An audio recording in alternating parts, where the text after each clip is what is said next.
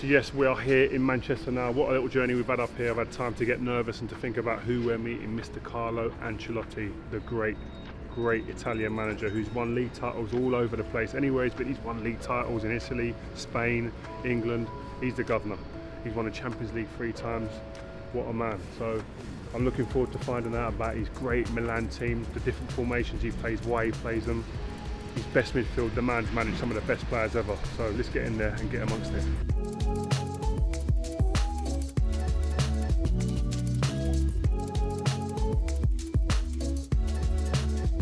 Yeah, this screen is, this is where we get a lot of the insight. I think this is where, obviously I'm interviewing Mr. Ancelotti. Here, like we can see the Everton formation. I'm going to speak to him about how his team shape up. James Rodriguez in particular, he does always start here when they're defending, but I always see in the clips that he ends up becoming a number 10 when they have the ball. And then Richarlison comes inside and creates a 2 up front. But I just want to get his thoughts, and is that something he's done all his career as a manager? But this is Gattuso. Look, now this guy. Look at the way that Gattuso, always ready to come out here, always ready to get out and engage very quickly with Ronaldo. As soon as he gets out there, they double up. He helps the fullback, wins the ball.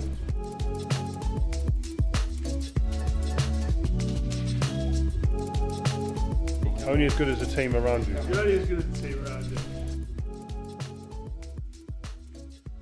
Hi, this is Between the Lines, and I'm here with Mr. Carlo Ancelotti, a man who's won it all, and he's here to talk to us. Mr. Carlo Ancelotti, thank you and welcome. Thank you for inviting me to talk about our passion, that is football. Well, let's look at some of your achievements from the past. This is staggering.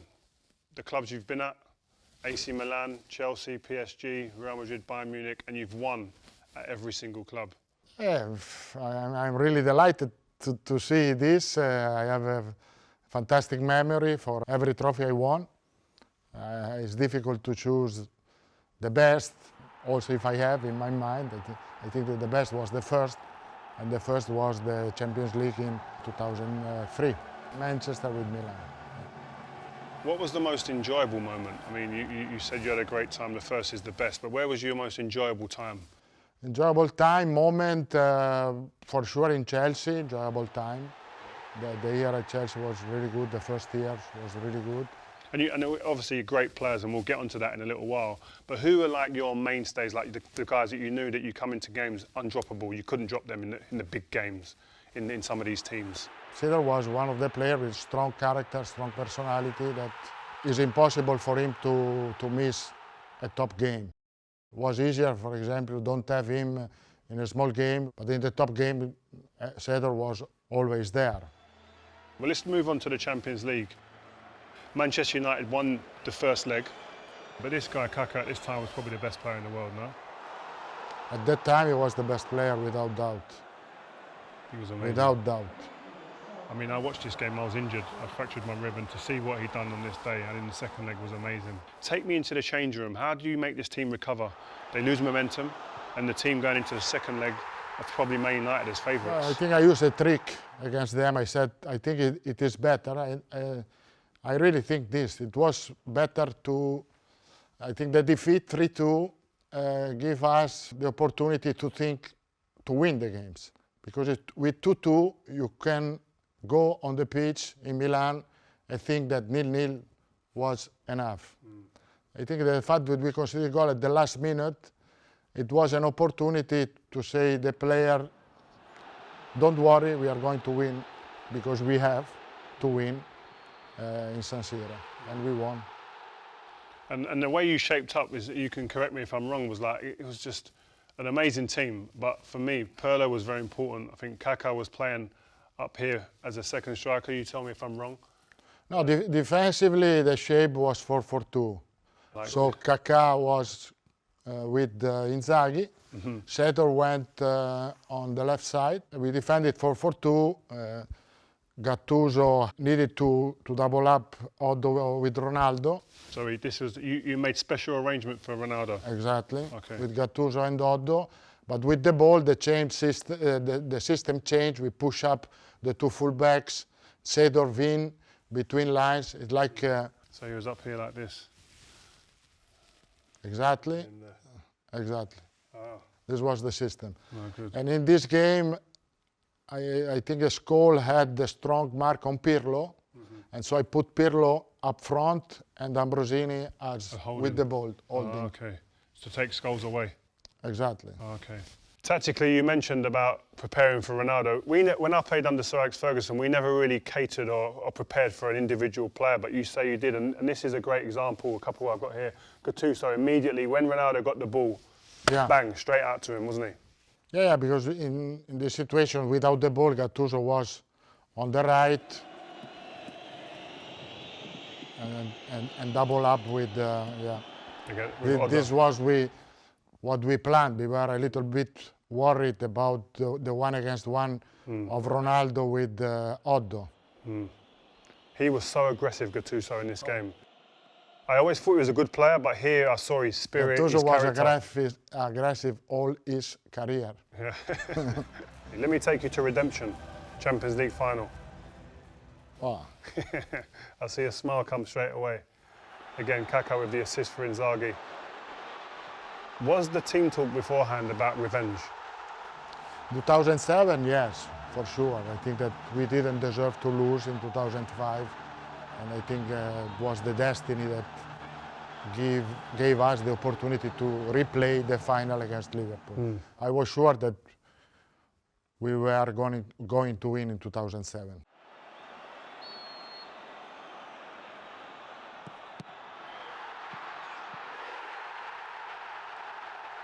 And how long did that defeat, because the way it happened was terrible, the way you give away the late goals, how long does that type of defeat stay with you?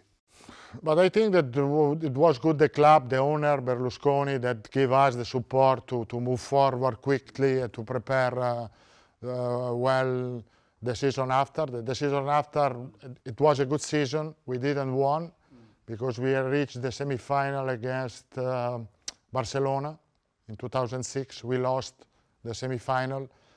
But at that time, the club was really strong, and the owner support us and support me, above all, after the defeat at 100%. And you spoke about earlier as well, we had a good chat before, and you spoke about the penalty shootout in 2005. They were the best, because I had Pirlo, I had Shevchenko, I had Costa Curta, I had the best penalty shooter, but we didn't win because the mental aspect at the end of the game, at the end of the extra time, for the fact that we were winning 3-0 and then 3-3.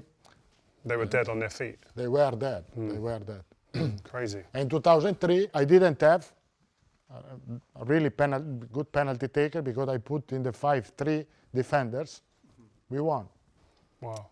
It's not sometimes down to skill in this moment, it's down to personality sometimes and mentality, isn't it? Mentality. It's not technical skill to shoot a penalty. So 2007, you equalled Bob Paisley's record, 3 Champions League. What does that mean to you? It's a good achievement. Not bad. Not bad. It's a good achievement, no. Good achievement. I think the Champions League is the best competition in the world. I'm going to give you a little bit of fun now. I don't know if there's a manager who has managed a better array of midfielders. This is staggering. This is before Everton. And I know from speaking to you before, I've missed out a couple of names like Conte, Deschamps, Davids. But if we play a diamond like you did in some of your former teams, I'm going to pick my best 4 first, who I think are my favourites. Go. And then you go yours. How good was this guy? He was great. I'm going to go Lampard. I think if you want 20 goals from midfield, he's the best. I'm going to go Seedorf, like you said, for the big games, he arrives. And this is the hardest one, because you've got Ronaldinho, Zidane, Kaká. I'm going to go Ronaldinho because I want some. For the 2 years he was at Barca, I've never seen anybody like that. Number 10, there are 2 players. Zidane, the first one, and Kaká. For the efficiency, I think Kaká. For the quality, the skills, the ability, Zidane. I will put Pirlo. Pirlo at the base. Kaká, as I said. To the right? No, number 10. Number 10? I will put Modric. Ooh, I didn't expect that. How good is he? And amazing. Keeps the ball, never gives it away. And it's difficult. The choice from the left side could be Frank or Thiago. You tell me. No, Frank, then. How, in terms of all these players, because in England, obviously, we talk about great players, and Lampard is one of the best midfielders ever to play in England. But in terms of goal scoring, he is the best goal scorer. Lampard, yes. As a midfielder, yes, for sure. The best, with the best capacity to run in the box at the right time, to find the right position. I talked with Lampard that he had difficulty to arrive in the box for the fact that Malouda was there. And I talked also with Malouda about this, and he was agreed. When you first came through the door at Everton, what was you looking to address? Like tactics, the mentality within the squad, personnel? No, when I arrived here, the moment was not easy. Also, if Duncan did a good job in the period that was here before me, and I didn't want it to change everything. That they finished the games where the game that they played with Duncan with 4-4-2. I tried to keep the same system. I think we did well at the beginning, and then after that, with the new signing, we changed a little bit our structure, our system, and our shape. It's going to change because I think that with the quality that we have, with the skills that we have in the squad, we can play in different shape. And you look at the Everton team that you've got here, and is that a good reason why you brought the likes of Alan and Doucouré in to give you that balance across the middle of the pitch? Of course, Alan and Doucouré put energy in the team, keeping quality with Gomez or Sigurdsson. James, of course, put more quality. But with this system, you need to have, because we would like that the two full-back push, we need to have, when we lose the ball, balance. And so we were used to defend 4-5-1, trying to press with an high pressure. And that takes me to this point as well. It's quite, well, I've been watching a few of the videos. You get the ball, and a lot of the time, James eventually ends up somewhere like in here. And then obviously Richarlison ends up coming in here, and as you just spoke about the fullbacks moving up higher on the pitch. Yeah. And in terms of balance, is that why someone like Doucouré is important in terms of when you transition, when you lose the ball in these attacking areas? He protects that right side where James leaves. Yeah, we like to build a triangle on side, and so the wide area has to be covered. Sometimes can be covered by James, sometimes from the right side, sometimes can be covered by Coleman with James inside. In this case, if Coleman is up, it's Doucouré that has to cover the space of the defense. But the problem was that we didn't concede goal in counter-attack. Only one against Newcastle, we conceded a goal in counter-attack. Yeah. We conceded goal when the defense was in position. So the team was in position. So that means that we have to pay more attention, and you have to be more aggressive. Individually, yes.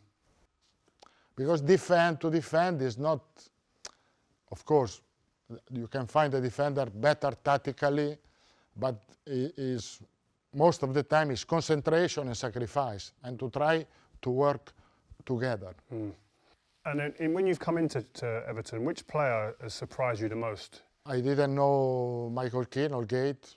Last season they did really well. I didn't know Calvert-Lewin, and then he's improving a lot. I don't want to say has improved. He's improving because I think that he didn't reach his best level, in my opinion. So Carlo, we like to take our guests back down memory lane. La Decima, Real Madrid, one of your finest moments. Talk me through it, the pressures of managing Real Madrid in a Champions League final. I think the pressure was not for the final. I think the pressure was before, because when I arrived in Madrid, it were 12 years that this club was not able to reach the final of this competition. And so there was a little bit an obsession for this. Is it the priority now? Was it the priority? The priority was, yes. Champions League. Champions League. Over the league? Over the league, yes. Wow. No doubt. No doubt. Also Milan was the same. Champions League was the top competition.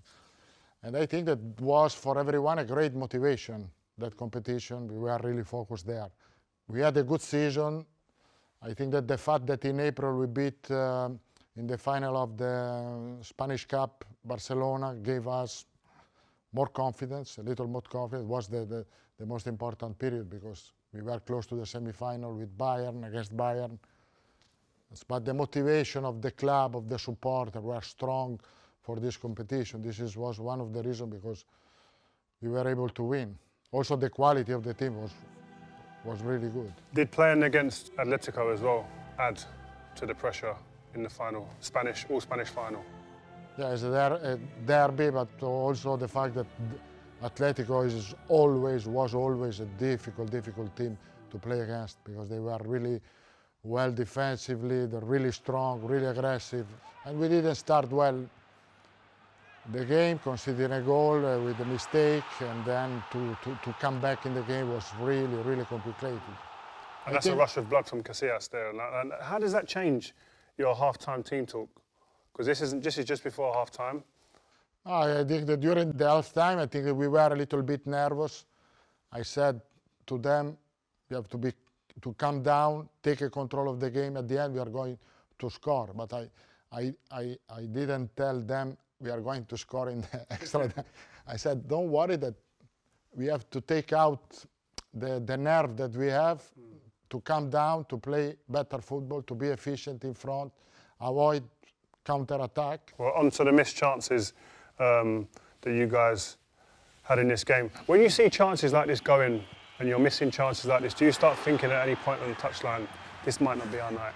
Because you look very calm all the way through this game, very calm. No, I didn't think that because the team was playing good. The second half was playing good. We did some changes.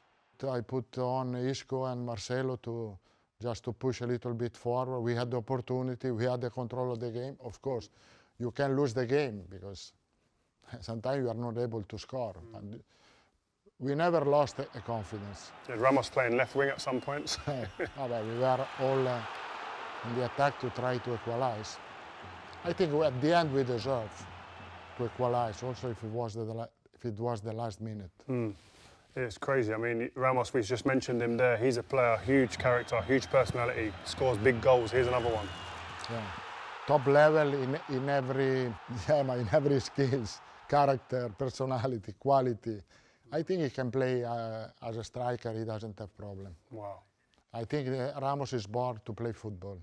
But we look back there. I just want to take it back here. Look at the difference on the touchline between the two managers. Does this play a part in it? Do you think about this? Does the opposite manager have an effect? He's always animated, shouting. Look at you. Because I think you're calm. In that period, Simeone was thinking that he was going to lose. It's the same what happened to me in 2005. Okay. I was sure that we were going to win in the extra time, because the mental aspect, when you equalize at the last minutes, you are really high and they are really down. This is phenomenal from Di Maria. He didn't do well at Manchester United when he came to England, but I played against the Madrid team when he was there. He was phenomenal. With me, he played as a midfielder, because we had, in this game, during the season, we had an injury of Khedira that was out for 6 months. And when Khedira was injured, I put Di Maria as a midfielder. 3 in front, Bale, Ronaldo, and Benzema. And 3 midfielder, Modric, Alonso, Di Maria. We were really offensive. Yeah. Without the ball, Di Maria was the left winger, Bale the right, 2 central midfielder, Alonso, Modric, and 2 striker. Defensively, it was 4-4-2. In this game, Di Maria, he played most of the time midfielders, but defensively was a winger. So talk to me, the goal scorer, Gareth Bale, world record signing. How good was he? Fantastic. The first year was really big goals. Unbelievable players, unbelievable. How do you manage a change room like that? With many big egos, big personalities. How do you keep control in a dressing room like this? Treat them like the others. I think that the top star is a top star outside the dressing room. And you had Ronaldo, but Ronaldo in the dressing room was like the player that he played, like you, like Rooney. I think in the dressing room is not difficult, and also top players in my career, top example, Ronaldo, Ibrahimovic, Sergio Ramos.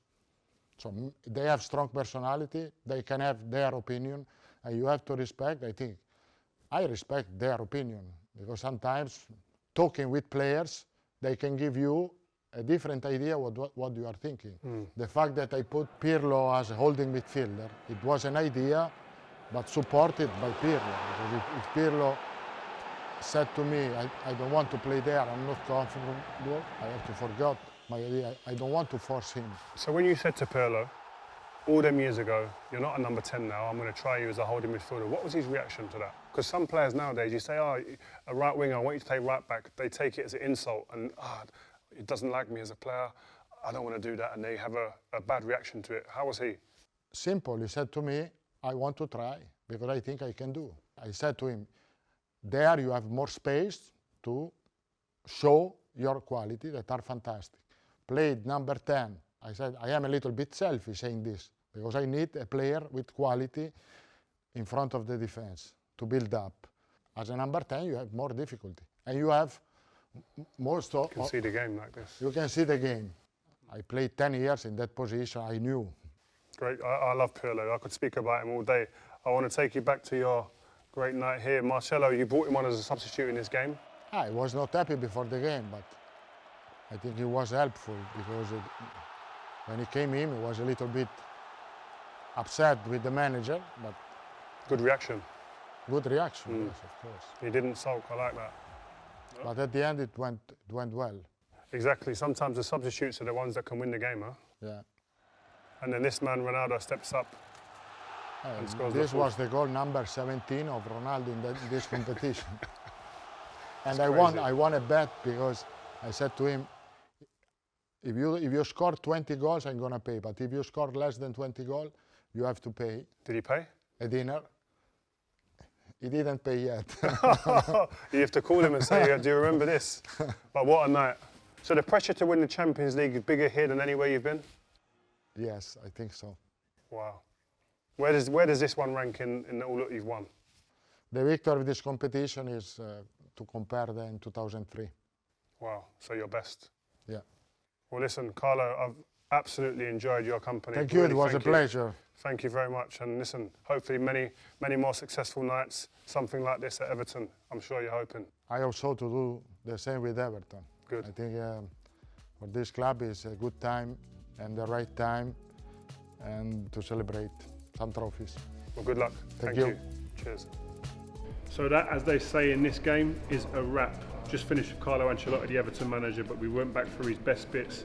Some great moments. When you look at what he's won, his CV stacks up against anybody. What a manager, what a person, what a guy, insightful, was ready to talk about all the situations he'd been through as a manager and some of the great players that he'd managed. Wow, the names on that list, up there, any manager.